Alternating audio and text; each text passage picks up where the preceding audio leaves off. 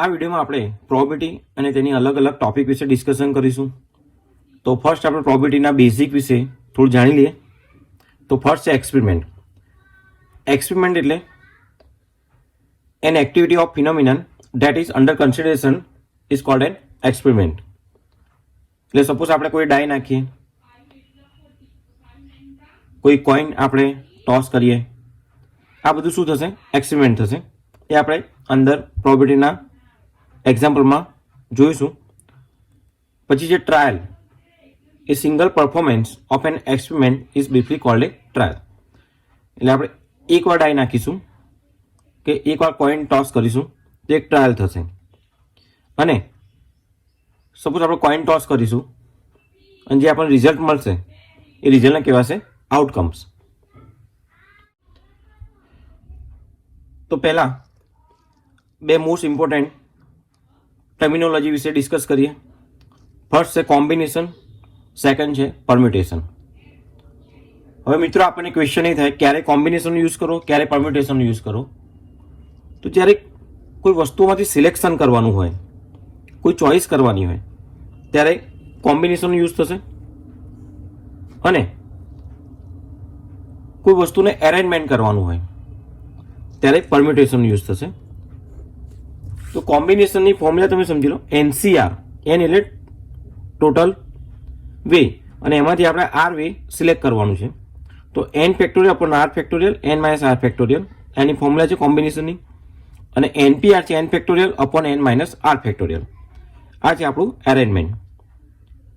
હવે પ્રોબેબિલિટીમાં એક બીજી વસ્તુ યાદ રાખજો કે જ્યારે કોઈ બે ઇવેન્ટ્સ બને છે, અથવા આપણે સિલેક્ટ કરવી છે, અથવા આપણે એરેન્જ કરવી છે, અને એમાં બંને ઇવેન્ટ એરેન્જ કરવી છે અથવા સિલેક્ટ કરવી છે, સપોઝ A અને B, તો જ્યારે એન્ડનો યુઝ થાય તો તમારે એન્ડ એટલે સમજવાનું કે ઇન્ટરસેક્શન છે, અને એન્ડ આવે તો સમજવાનું મલ્ટિપ્લિકેશન આવ્યું.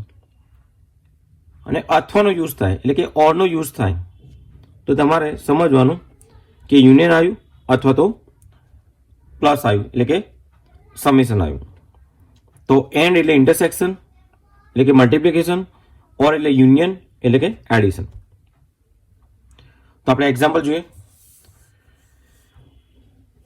A student has 7 books in his desk. In how many different way can he select a set of 3?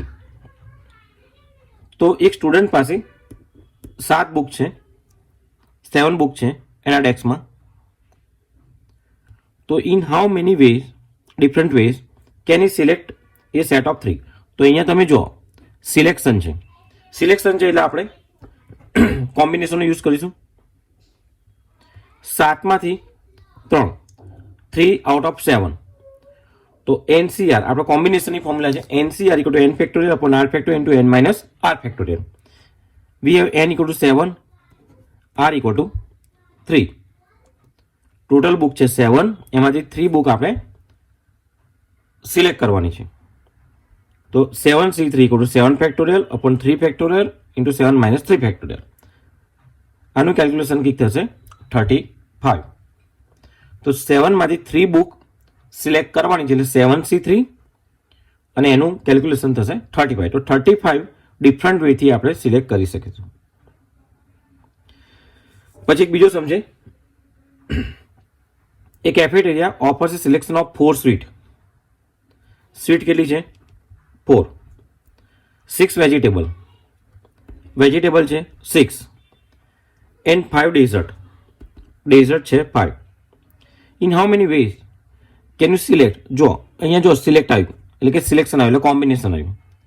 A કન્સિસ્ટિંગ of 2 different sweet. તો 4માંથી 2 એટલે 4 સ્વીટમાંથી 2 ડિફરન્ટ સ્વીટ સિલેક્ટ કરવાની છે. 3 ડિફરન્ટ વેજીટેબલ, તો 3 different vegetable and 2 different dessert. બીજી એક વસ્તુ તમે જોયું હશે કે 2 different sweet, 3 different vegetable and, મતલબ આ જે 3 સ્વીટ વેજીટેબલ ડેઝર્ટની વચ્ચે એન્ડ છે. એન્ડ અને સિલેક્શન છે એટલે આપણે કોમ્બિનેશન આવશે. અને એન છે એટલે મલ્ટિપ્લિકેશન આવશે. આપણે ઉપર જોયું કે એન્ડ હોય તો મલ્ટિપ્લિકેશન. તો અહીંયા 2 ડિફરન્ટ સ્વીટ એટલે 4C2, 3 different vegetable out of 6 એટલે 6C3 અને ડેઝર્ટ 2 આઉટ ઓફ 5 એટલે 5C2. આનું કેલ્ક્યુલેશન તમે NCR થી કરી શકશો. એક બીજું એક્ઝામ્પલ જોઈએ. In how many ways can 3 girls and 9 boys be seated in 2 vans, each having numbered seats? In how many ways 3 girls and 9 boys બે વેનમાં બેસાડવાની છે. એમાં નંબર સીટ છે 3 in the front and 4 at the back. જે van છે એમાં 3 seat આગળ છે, 4 seat પાછળ છે. આવી બે વેન છે. How many seating arrangement are possible if 3 girls should sit together in a back row on adjacent seats? તો ક્વેશ્ચન આપણો એ છે કે 3 ગર્લ્સ છે એ વેનમાં પાછળની સાઈડ બેસશે પણ જોડે જોડીની સીટમાં. 3 ગર્લ્સ સાથે બેસશે 3 સીટમાં. Now if all the seating arrangement are equally likely, what is the probability of 3 girls sitting together in a back row on adjacent seats? તો ક્વેશ્ચન એવો છે કે આપણી પાસે ટોટલ 3 ગર્લ્સ છે અને બોયઝ આપણી પાસે 9 છે. ટોટલ પર્સન આપણી જોડે 12 છે. હવે આવી બે વેન છે એમાં 3 સીટ આગળ છે, 4 સીટ પાછળ છે. રાઈટ. હવે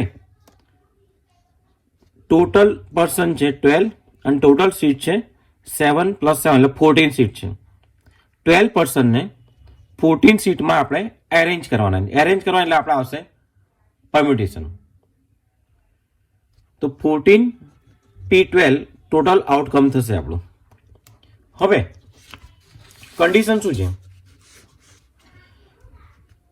how many sitting arrangement are possible if 3 girls sit together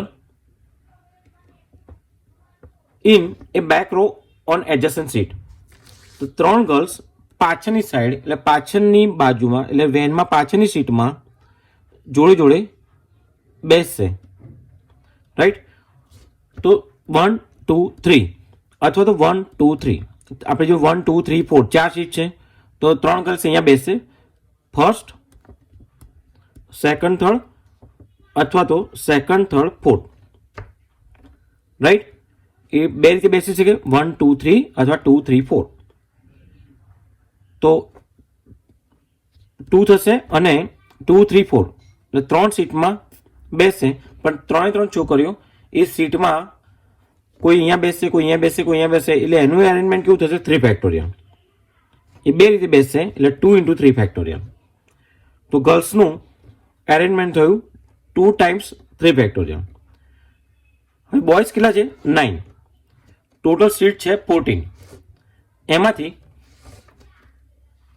14 માંથી 3 સીટ જતી રહી તો હવે સીટ બચી આપણી પાસે 11 અને બોયઝ અરેન્જ કરવાના છે આપણે 9.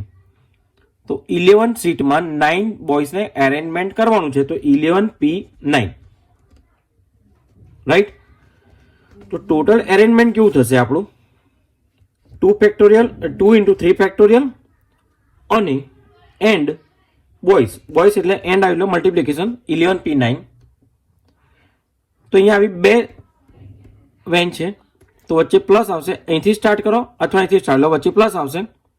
સેમ થિંગ 2 × 3 ફેક્ટોરિયલ × 11P9 એટલે 2 + 2 એટલે 4 ટાઈમ 3 ફેક્ટોરિયલ × 11P9. તો રિક્વાયર્ડ પ્રોબેબિલિટી શું થશે આપણું? રિક્વાયર્ડ પ્રોબેબિલિટી થશે 4 × 3 ફેક્ટોરિયલ. આ રિક્વાયર્ડ આઉટકમ્સ અને આ ટોટલ આઉટકમ આપણા છે 14P2. આ જે આન્સર આવશે આપણું રિક્વાયર્ડ પ્રોબેબિલિટી થશે. રાઈટ. એક બીજો એક્ઝામ્પલ જોઈએ. A basket 20 apples and 10 oranges, out of which 5 apples and 3 oranges are defective. If a person takes out 2 at random, what is the probability either both are apples or both are good? તો આપણી પાસે એક basket છે, એની અંદર Apple કેટલા છે 20, એમાં 5 defective છે તો 15 ગુડ થઈ ગયા.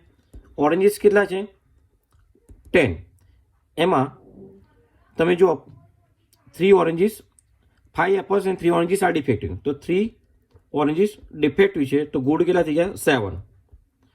પ્રોબેબિલિટી શું ગોતવાની છે?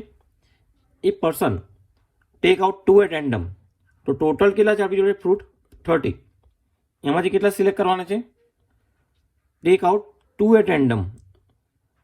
Vote is the probability? તો ટોટલ આઉટકમ થશે 30 માંથી 2 એટલે 30C2. What is the probability? Either both are apples or both are good. તો બંને એપલ છે અથવા બંને ગુડ ફ્રૂટ છે. તમે અહીંયા માર્ક કરો, both are good. Both are good it doesn't mean કે એપલ ઓર ઓરેન્જીસ, બંનેમાંથી ગુડ લેવાના છે. પણ પહેલું છે બોથ આર એપલ, તો આપણે એ સપોઝ કરીએ પહેલાં તો total number of elementary event થશે 30C2. એ સપોઝ કે ગેટિંગ 2 એપલ્સ, બી સપોઝ કે ગેટિંગ 2 ગુડ્સ આઇટમ. તો રિક્વાયર્ડ પ્રોપર્ટી થશે property of apple or both are good equal to property of A, property of B minus property of A intersection B. આ formula તમારે યાદ રાખવી પડશે યુનિયનની. તો property of A union B is equal to property of A plus property of B minus property of A intersection B. તો property of A means both are apple. Apple કેટલા છે આપણી પાસે 20, તો 20C2 out of 30C2 plus property of B means getting 2 good item, એટલે બંને good item. તો good item આપણી પાસે કેટલી છે ટોટલ 15 પ્લસ 7 એટલે 22C2 out of 30C2 minus A intersection B, એટલે 2 એપલ હોય અને એ પણ પાછા કેવા હોય ગુડ હોય. તો ગુડ એપલ કેટલા છે આપણી પાસે? ગુડ એપલ 15, તો 15C2 out of 30C2 right. બંને એપલ ગુડ હોય એટલે 20C2 આઉટ ઓફ 30C2. બંને ગુડ આઇટમ હોય તો ગુડ આઇટમ ટોટલ કેટલી છે 15 પ્લસ 7 એટલે 22C2 out of 30C2 minus 2 Apple અને એ પણ ગુડ આઇટમ એન્ડ એટલે અને થયું. તો એપલ કેટલા છે 15, એમાંથી 2 સિલેક્ટ કરવાનું, તો 15C2 આઉટ ઓફ 30C2. તો આનું કેલ્ક્યુલેશન કંઈક થાય છે. આપણે પેલી એનસીઆરની ફોર્મ્યુલા છે આપણી પાસે, કેલ્ક્યુલેટરથી પણ તમે કરી શકો છો. n factorial upon r factorial n minus r ફેક્ટોરિયલથી આ બધા કેલ્ક્યુલેશન કરશો તમે તો ફાઇનલી આપણને આન્સર મળશે 316 અપોન 435 રાઈટ. તો આ પ્રોબેબિલિટીના મેઇન કોન્સેપ્ટ છે. નેક્સ્ટ કોન્સેપ્ટ આપણે નેક્સ્ટ વિડીયોમાં જોઈશું. તો આટલું તમે એકવાર જોઈ લો. Thank you very much.